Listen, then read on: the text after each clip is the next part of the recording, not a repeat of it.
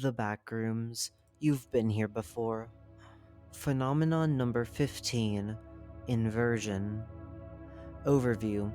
Phenomenon 15, also known as the Inversion, is a paranormal turn of events that has recently begun taking place throughout the entirety of the Backrooms. The most impactful, notorious property consists of an inversion of gravity in the totality of the affected level. Footnote: Phenomenon 15, albeit inexplicably, only affects one level at a time and cannot extend beyond its respective boundaries. Image caption: an instance of Phenomenon 15 taking place in level 0. Nonetheless, the gravitational change is always predicted by a specific sequence of supernatural events. The color inside the level will unavoidably reverse. The environment will see itself completely altered into its opposite shade. However, the effects of this phenomenon are more expansive than these simple occurrences, hence the following in-depth analysis has been made. The color reversal. The initial inversion of color is accompanied by a host of supplementary quirks. As such, the color reversal has been divided into two distinct phases, the fade and the nexus. The fade. Being the initial characteristic of the inversion, the sudden variation of color does not happen instantly, as it is instead a steady and gradual switch, even if said transition only takes 5 to 10 seconds to fully complete. This aspect of Phenomenon 15 is not a direct alteration of a wanderer's vision, as it does not affect wanderers themselves. Instead, the color alteration merely affects the level's environment and objects native to it per nature. This means that any part of one's body, such as the skin, eyes, and hair, will retain its original appearance. Interestingly, the personal objects of the explorer are unaffected by the color reversal as well, although further study has shown that this only applies to belongings that they had direct contact with at the moment of entering the level. Footnote: it is also known that Phenomenon 15 treats this rule in a broad manner. For instance, objects being carried inside bags or pockets are also unaffected by the fade. A plausible explanation for this exception has yet to be found. The fade is also known to override the nature of any level it is affecting. This means that if the environment in specific locations happens to be in an already altered state, this will not stop Phenomenon 15 from developing the aforementioned changes. For example, if level 1.5 were to confront the inversion, its tint would simply return to normal. The Nexus. The Nexus is both the longest and latter stage out of the two occurrences that compose the color reversal. Its main attribute involves the swift apparition of an unusually high-pitched sound of unknown origins. What is certain is that this sound can be heard in the totality of the level and never ceases to make its way into each wanderer's auditory senses, as its frequency is noted to be excessively bothersome and strident. This means that the pressure it exerts reaches such a degree that not even acoustically deprived individuals can avoid sensing its presence. This auditory disturbance never ceases to disappear in the same way it comes once a varying time span has passed, indicating the end of this phase and directly initiating the transition towards the gravity switch. However, in the last few instances of the Nexus, there is, additionally, a slim possibility of witnessing a minuscule amount of small objects, for instance, petite bits of gravel, grains of sand, or decimated fragments of rubble, rapidly ascending through the air as though they had received a premature inversion of their gravity than what is expected. The gravity switch. What makes Phenomenon 15 an imminent danger is the second occurrence that always takes place without fail. An abrupt alteration of gravity that encompasses the entirety of the level in question. What strikes one most about this happening is that the center of gravity of the level, usually situated below one's feet, makes a total position swap and situates to the opposite side of its original location. Footnote: to further clarify this, if one were outdoors, the epicenter of the pulling force would end up in the middle of the sky, whereas indoors it would be beyond the ceiling. Contrary to the color reversal, this adjustment takes place near instantly, which can cause wanderers to receive severe injuries if unprepared, or suffer a much worse fate should they be unfortunate enough to be outdoors. Moreover, this effect of the inversion is never altered under any circumstances. Even in the event that one was to be situated in a spatial environment characteristic of its lack of gravitational forces, such as those in level 188 or level 217, Phenomenon 15 would still find a way to impose the pulling energy in an unpredictable direction. The transition. In between the color reversal and the successful activation of the gravity switch, there lies an ambiguous zone in which the gravity effects materialize prematurely. Just as the Nexus phase concludes and its ringing comes to a closure, small, almost unnoticeable objects start to float, spreading their effects to other objects of similar sizes. This will eventually transition, footnote, hence the stage's name, into larger and heavier objects starting to float once the full effects of the gravity switch have begun. Fortunately, the gravity switch always follows the color reversal, regardless of the situation. This means that wanderers can utilize the color reversal as a warning and prepare for the upcoming threat. However, it is worth noting that the definite acceleration of gravity will not always take place after an equal time frame or period, depending on the circumstances. It could range from a 15 to 20 second window from the fade phase at the absolute earliest ever registered to 45 to 50 seconds at the utmost latest.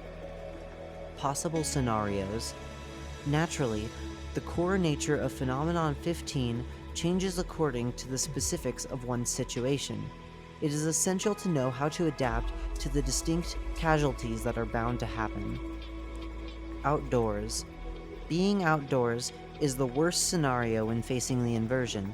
One must be extremely cautious in order to survive the upcoming turn of events.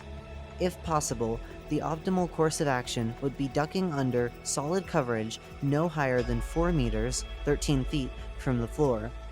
If this is not an option, wanderers should urgently look for anything attached to the ground to get a hold of before the inevitable fall comes about.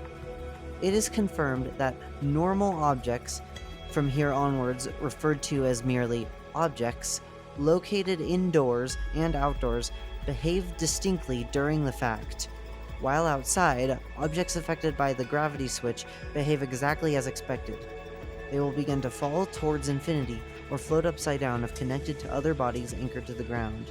Taking this into account, the safest approach would be to attach oneself to trees, traffic signs, or different elements of the same nature. In addition, a particular property of Phenomenon 15 while taking place outdoors is the fact that almost every survivor claims to have seen a giant black star appear in the sky in the interval corresponding to the Nexus phase of the color reversal. While it is suspected that this is the reason why the gravity switch occurs, no testing has been done to try and confirm this as a thesis, as analyzing Phenomenon 15 while it is happening outside is highly unsafe and impractical. Nonetheless, the previously mentioned hypothesis is likely to be erroneous, since no one has ever witnessed this obscure celestial body while experiencing the inversion indoors, and yet it is unequivocal that the gravity switch will always manifest. Indoors. The other situation in which Phenomenon 15 can take place is inside enclosed spaces. This kind of appearance is much simpler to overcome than the previous, but even so, various procedures should be taken to minimize any risks or casualties that may emerge. The immediate precaution is to ensure the presence of a low ceiling on which a safe landing can be accomplished. Nevertheless, the threat posed by Phenomenon 15 does not end there. One has to be wary of the variety of objects that could potentially accompany them on the fall. This is because objects indoors present abnormal behavior. At first, they do not render the expected effect. In its place, they acquire an unstable condition that causes them to tremble and shake uncontrollably, as though they were posing a thorough resistance to the phenomenon, before ultimately succumbing to the effect, albeit sooner or later, depending on the specifics of each instance. Footnote. However, this does not affect the aforementioned objects in possession of wanderers, as they instead behave as though they were outdoors. The anomalous effect inflicted on objects indoors has, on some occasions, even reached the point of affecting their closest surroundings. Examples of this include the generation of large rifts in walls, the shattering of other, more delicate surroundings, such as those with great amounts of glass, and other potentially destructive properties. However, despite this, an escalation beyond that point has never been registered, and Phenomenon 15 will come to an end several minutes after the fact. Furthermore, this collateral damage reinforces the theory that the gravity switch is already partially operative during the color reversal. The high-pitched sound during the nexus phase is speculated to originate from the pressure small objects may exert, as their minuscule form doesn't allow for the level of disturbance normal objects can attain, although this needs additional study and confirmation to be proven undoubtedly true. Additional information. Entities.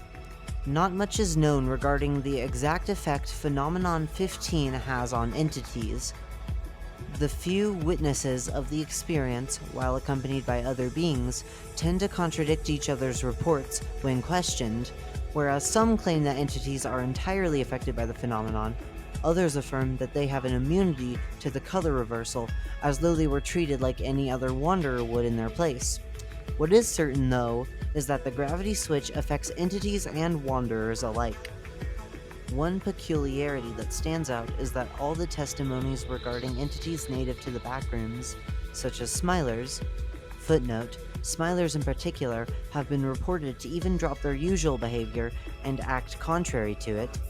Death moths or clumps affirm that they suffer the inversion of their color, whereas other, more humanoid-like beings, namely wretches, skin stealers, or even the Keymaster, have never been observed to suffer the same outcome. What this most likely indicates is that any entity with a connection towards humanity of any kind, footnote, for instance, wretches are the result of the transformation of what was once a conventional wanderer, is treated as though they are a part of it when exposed to Phenomenon 15. Uncertainties. Whenever a wanderer falls into the void of the outdoor manifestation of Phenomenon 15, it is unknown what truly becomes of them, since even after the entire chain of events comes to an end, no one ever returns from the sky. Possibilities such as no-clipping into other levels are discarded, as no subject victim of the worst outcome of the inversion has ever been seen again. This is further reinforced by a tragic incident caused by Phenomenon 15 that took place in Level 11, causing one of the most tragic catastrophes ever documented. The number of casualties broke records, and despite this, the precise whereabouts of every single individual affected remain undetermined to this date. As a final note, the following audio log contains an interview with a survivor of the aforementioned occurrence, which may help with visual representation regarding the true nature of Phenomenon 15. Access interview.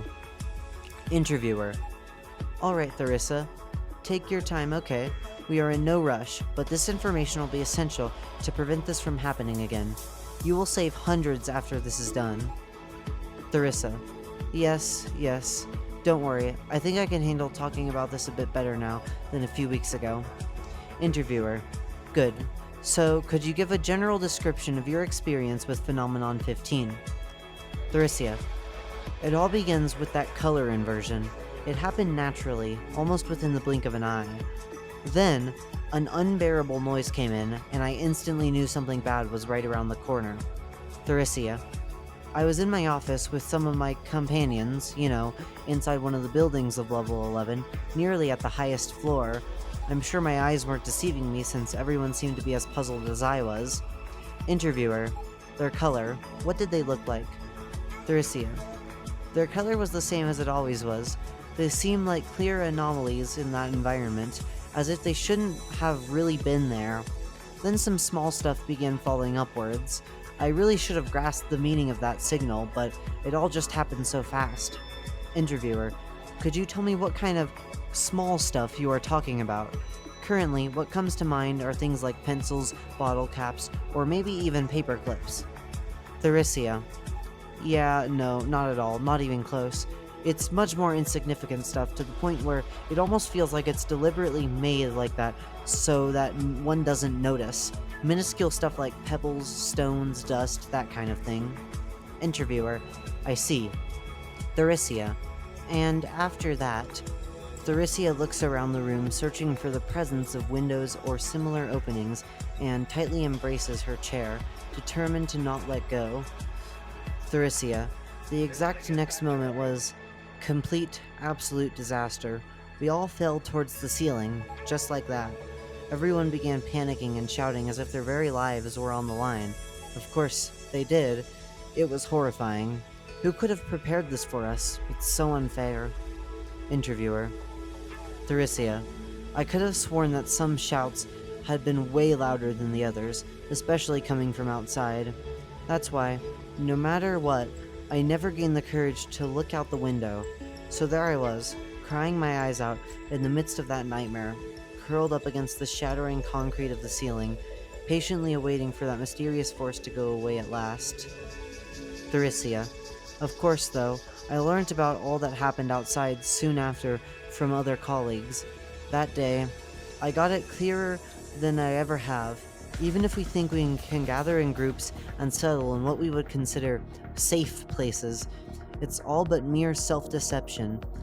In the end, we all are, and will always be, at the mercy of this hell of a place, this damned world. Sob. Interviewer. Are you okay? We can stop if you want, Therisia. Therisia. Sobs more. Sorry about that. No need. I can continue, I think. Interviewer. As you wish. You've just mentioned that the ceiling was shattered. What exactly did you mean by that? Therisia. Yeah, that. You see, the remaining big objects didn't seem to fall at the same time we did. They were posing some resistance, which was apparently damaging their surroundings. Therisia. One of my coworkers tried to get a hold of a table. He attached himself to it, and after all of that was over, he was no longer the same. Ever. Interviewer. Could you elaborate? Therisia. Yes. He began talking nonsense, and slammed his head against the nearest wall. He doesn't hear us anymore. I didn't know him that well, but... Interviewer. I'm sorry to hear that. If you are fine with it, could you give some examples of what he's been talking about? Therisia. Sure. There is one prevalent word, all the time. He seems to be obsessed with black for some reason. He keeps saying stuff like, black, black, black. Everything is made out of black. Black is all. All colors form black. Black. It's really weird. Interviewer. I see. I think that's enough, Therisia. Don't force yourself. Make sure to get some good rest. Therisia. Sure. Therisia. Just remember, in the sky, there was that enormous black star. I'm sure there is still something we are unaware of. To all wanderers, stay safe and take care. The unknown is still too mysterious for us to unveil and properly fight against. Inverted.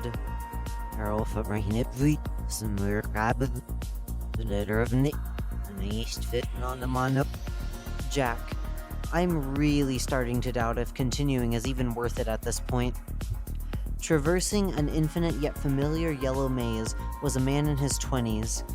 Time was mercilessly cornering him with every step he made, trying to find any sort of escape.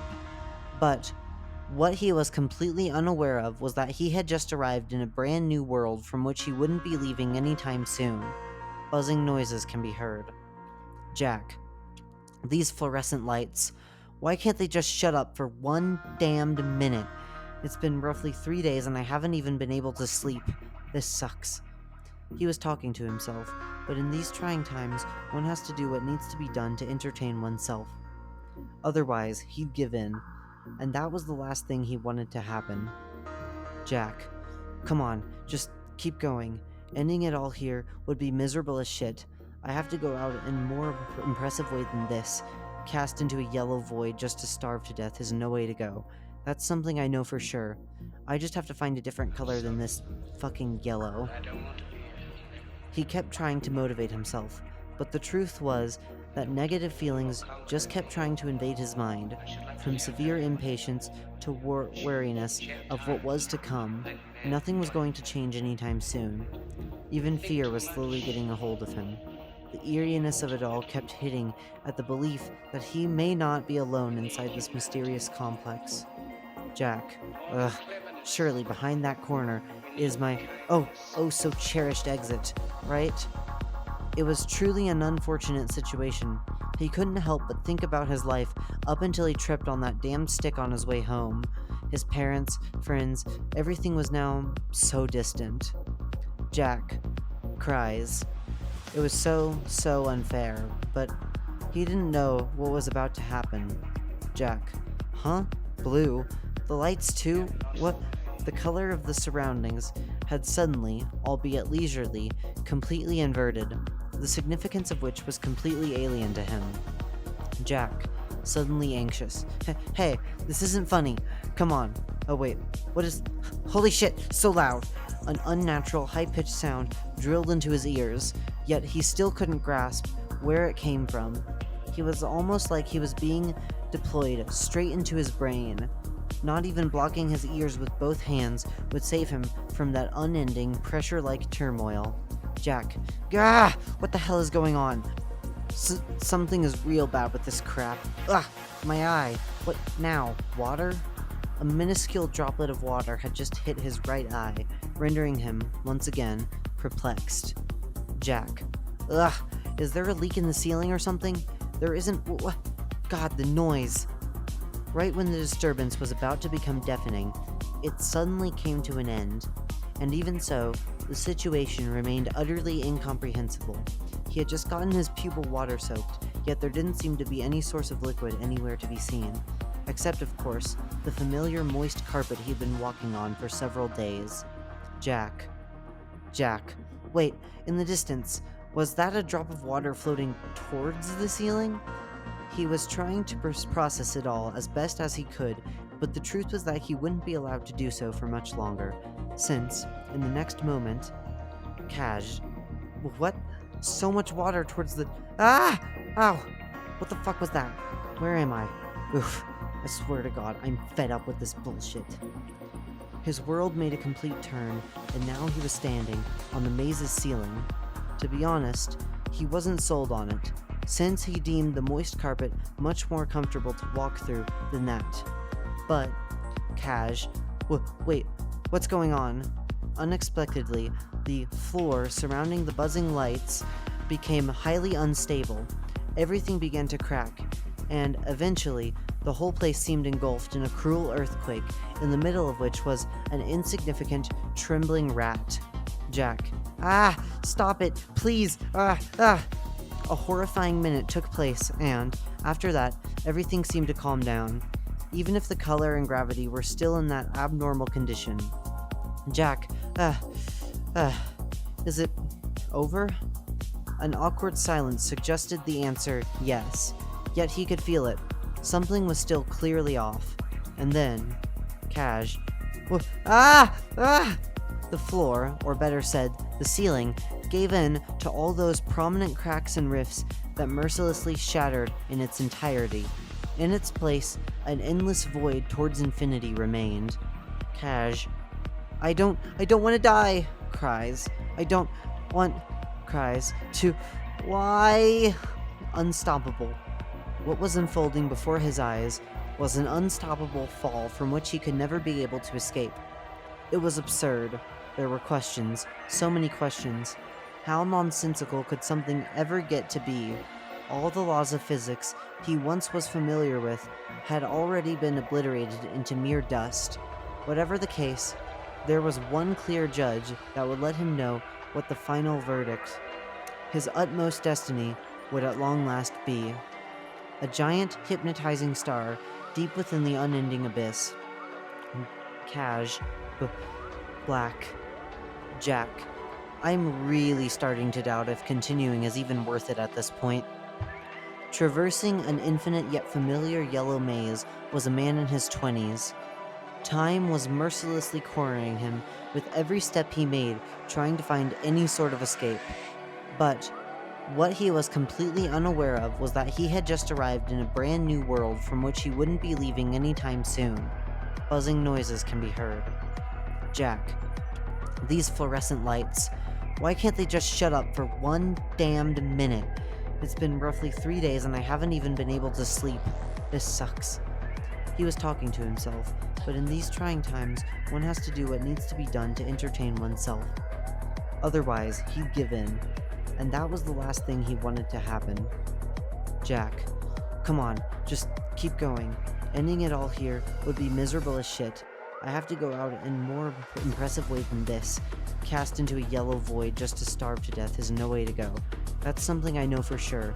I just have to find a different color than this fucking yellow.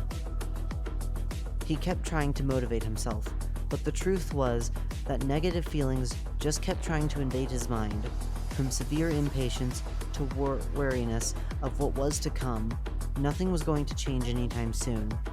Even fear was slowly getting a hold of him.